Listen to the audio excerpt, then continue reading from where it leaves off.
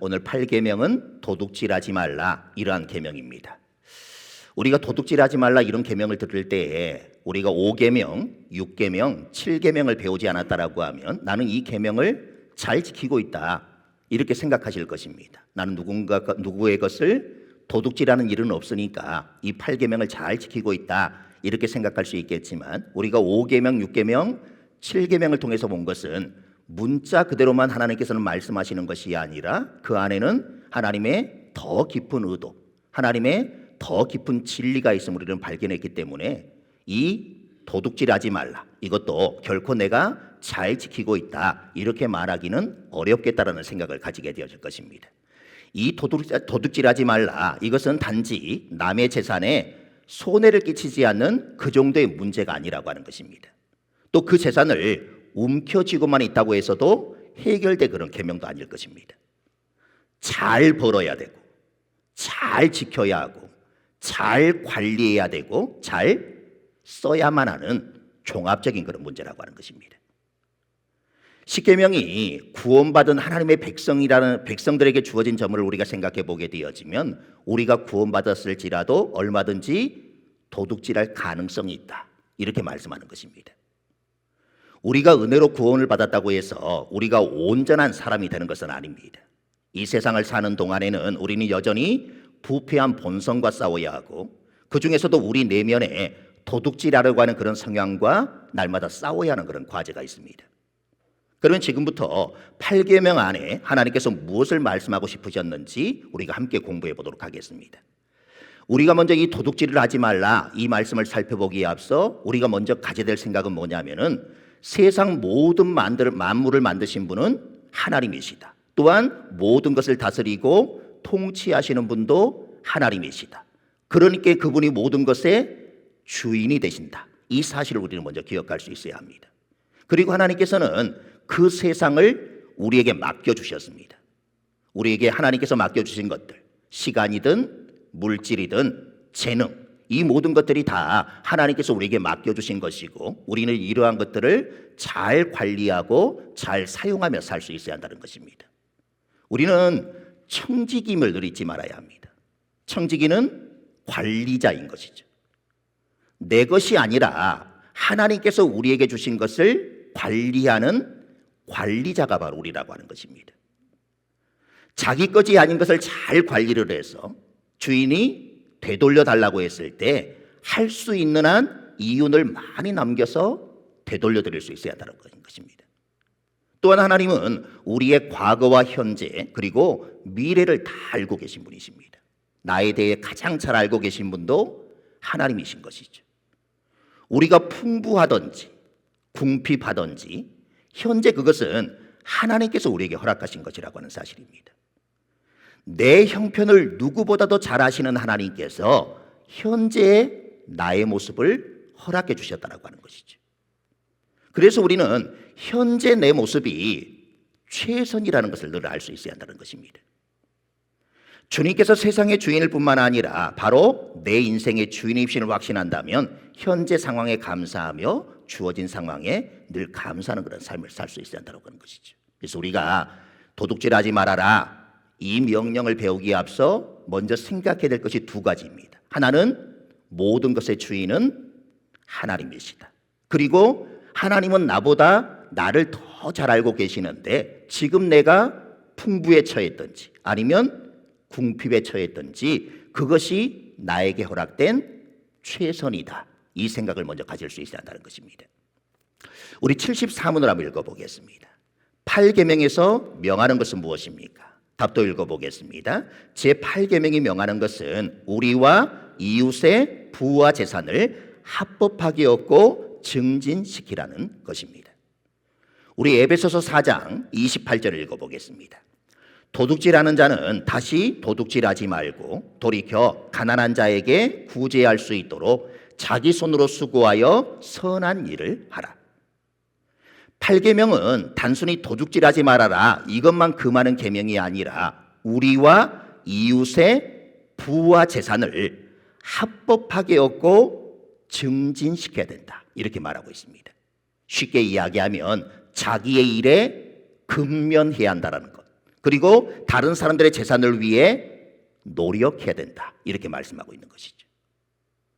우리가 자기 일에 노력을 하지 않으면 궁핍하게 되어질 것이고, 궁핍하게 되어지면 결국 남의 것을 훔치게 될 것이고, 또 자신의 게으름으로 인해 다른 사람의 몫을 소진할 수도 있다. 이걸 기억할 수 있어야 한다는 것입니다.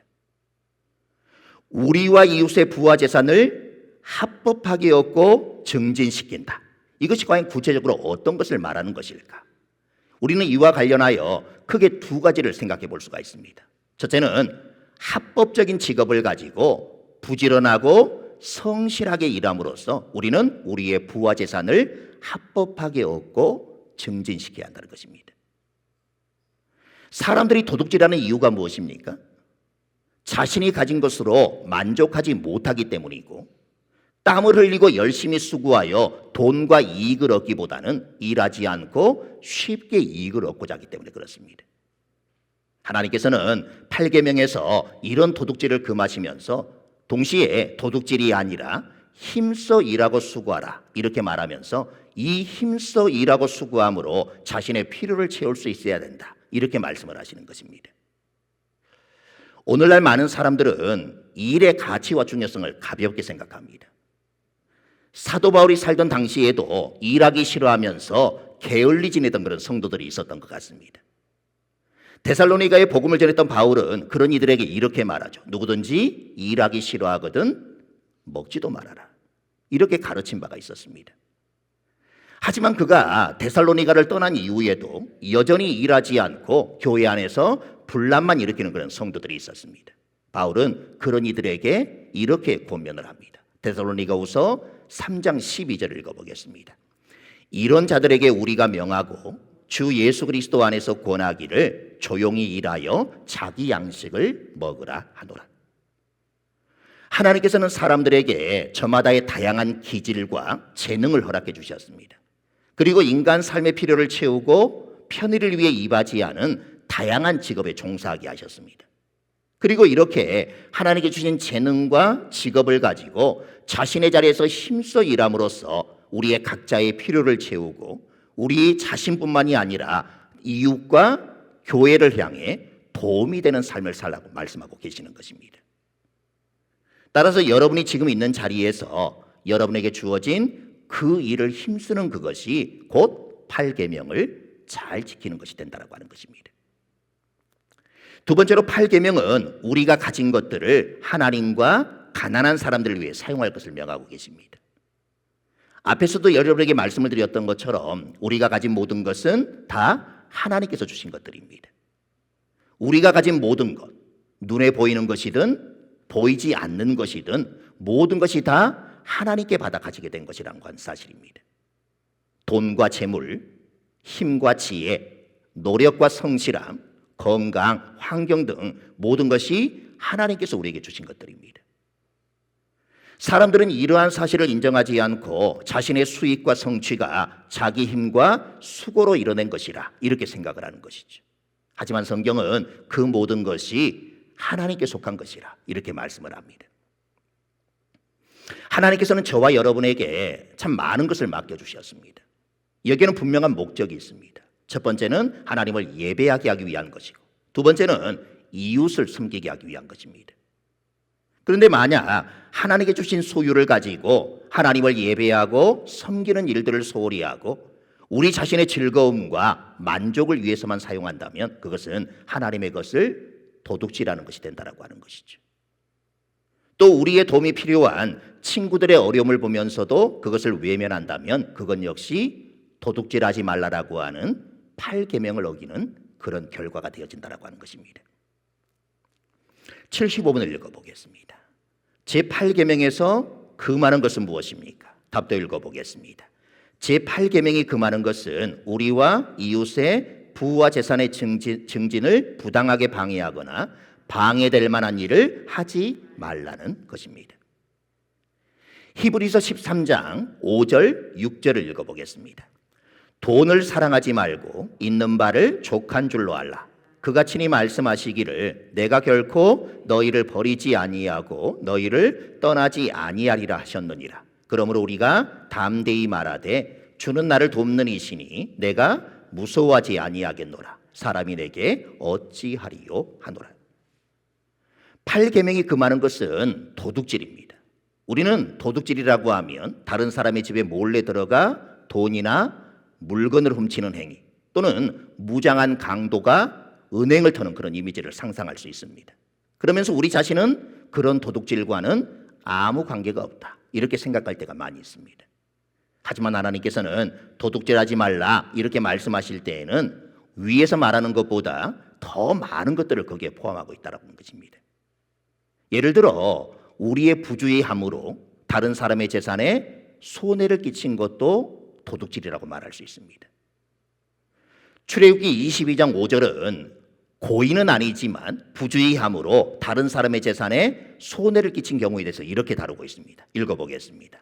사람이 밭에서나 포도원에서 짐승을 먹이다가 자기의 짐승을 놓아 남의 밭에서 먹게 하면 자기 밭에 가장 좋은 것과 자기 포도원에 가장 좋은 것으로 배상할지니라. 사람이 소나 낙타 같은 짐승을 자기 밭에서 먹이고 있을 때에 그가 잠깐 한눈을 판 사이에 자기 짐승이 다른 사람의 밭으로 넘어가 먹었다면 어떻게 한다고 말하고 있는 것입니까? 짐승의 주인은 자기 밭에 가장 좋은 것으로 배상을 해야 된다, 이렇게 말씀을 합니다. 또 이런 경우는 어떨까요? 여러분이 길을 지나가다가 길에 떨어져 있는 5만 원짜리 지폐를 발견했다. 어떻게 해야 되겠습니까? 출애굽기 23장 4절 5절을 읽어보겠습니다. 내가 만일 내 원수의 길 잃은 소나 나귀를 보거든 반드시 그 사람에게로 돌릴지며 내가 만일 너를 미워하는 자의 나귀가 짐을 싣고 엎드러짐을 보거든 그것을 버려두지 말고 그것을 도와 그 짐을 부릴지니라. 길에서 준 돈이 있다. 근데 그것이 나를 못 살게 구는 미운 친구의 것이다. 그렇다 할지라도 반드시 돌려줘야 된다, 이렇게 말씀을 합니다. 만약 그렇게 준 돈을 취하거나 주인에게 돌려줄 수 있는 그런 방법이 있는데도 나 몰라라 한다면 그건 역시 다른 사람의 재산에 손해를 끼친 도둑질이라 말할 수 있다고 하는 것입니다. 또한 더 많은 이익을 얻기 위해 다른 사람을 속이는 건 역시 도둑질입니다. 우리는 어떤 물건을 구입할 때 물건의 가격이나 질을 신중하게 따져보고 가장 좋은 물건을 사려고 합니다.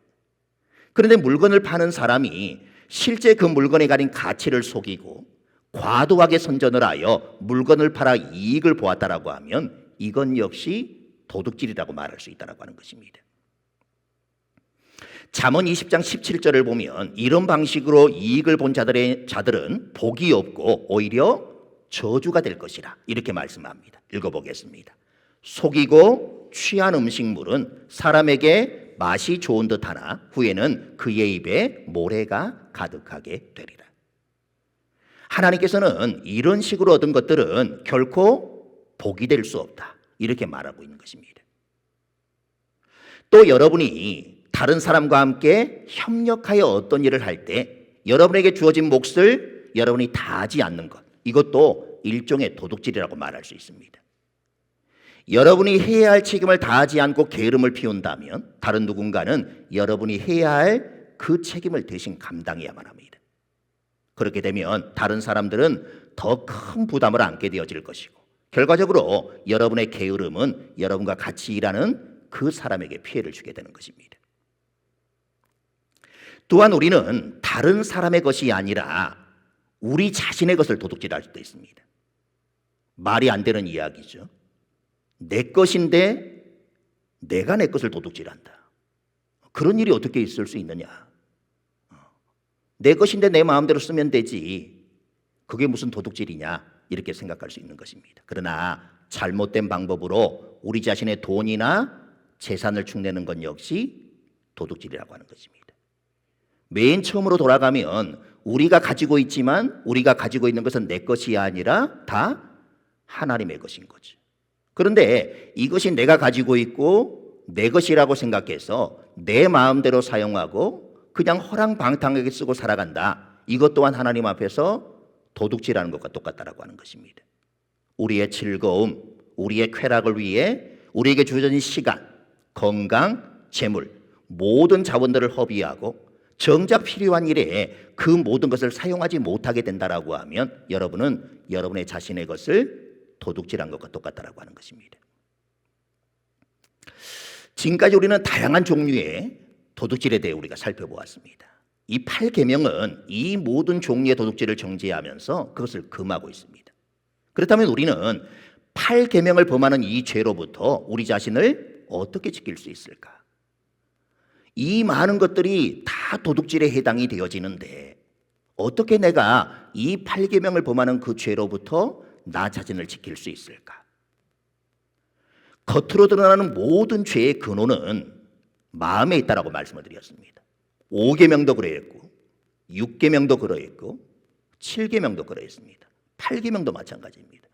모든 죄의 시작은 어디서부터 비롯되느냐? 우리의 마음에서부터 비롯된다라고 하는 것이죠.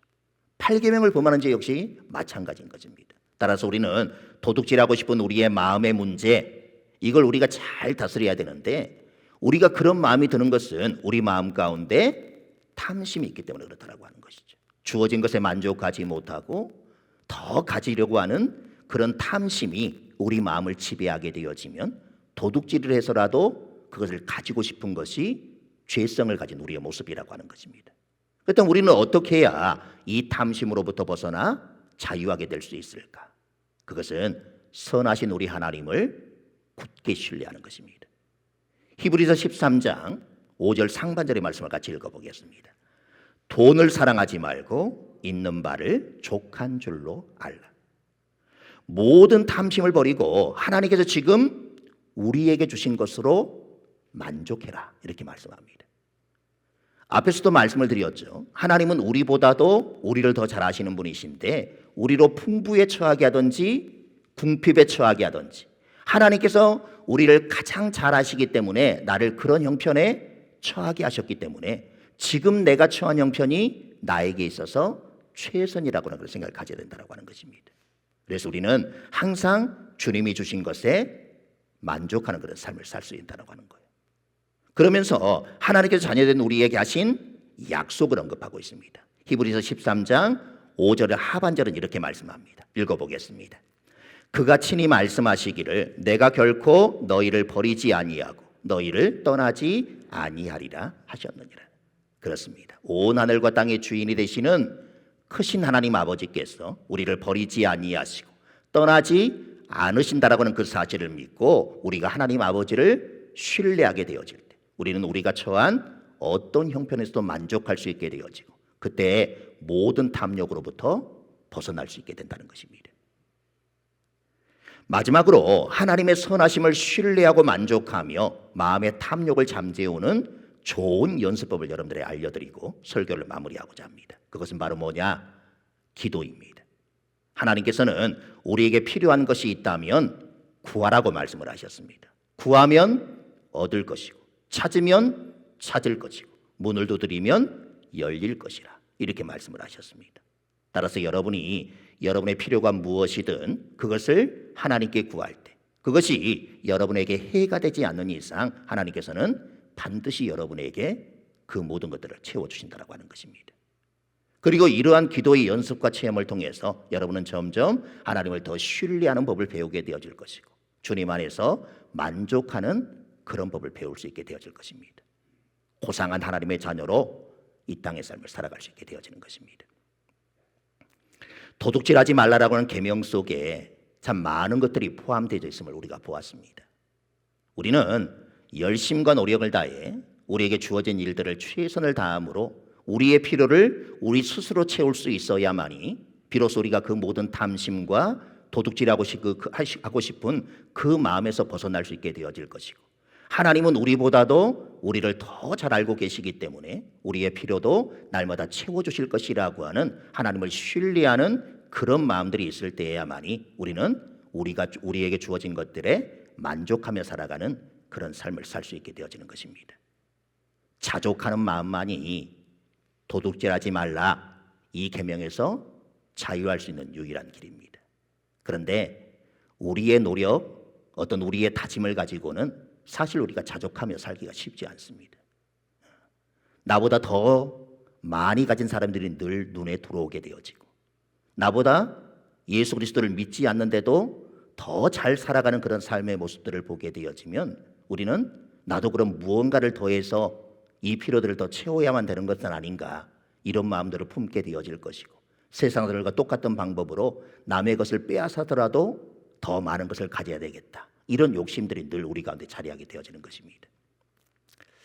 하나님 앞에 기도함으로 여러분의 마음 가운데 주신 것에 만족하고 자족하는 그런 마음들이 되어 다른 것들에 대한 욕심을 버리고, 날마다 우리에게 모든 필요한 것들은 하나님께서 때를 따라 채워주실 것이라고 하는 그런 믿음의 확신들을 가지고 날마다 주님이 주신 것에 만족하며 살아가는 우리의 평생이 될 수 있기를 간절히 소망합니다. 기도하겠습니다.